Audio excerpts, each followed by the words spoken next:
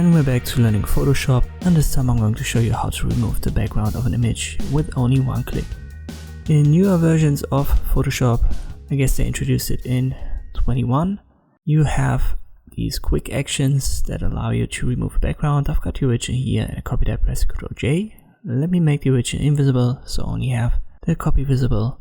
And now we need the properties menu, and there are the quick actions. Make sure the drop down is open. If you can't find the properties, go to window and click on it. It should open. And now all you have to do is to click on remove background. It might take some time depending on the size of the image and obviously your CPU power. But here's the result. It gives us a layer mask.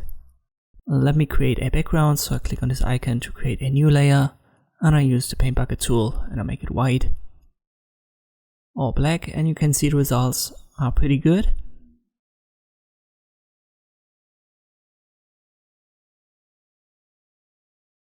So in many cases we can directly work with that, but if you want to adjust it further, just click on the layer mask, make sure that you are on the layer mask and not the image, and then click on select and mask under properties.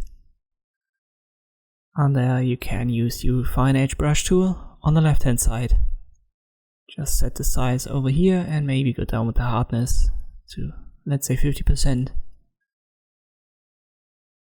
And then you can go over the edges if you want to do that.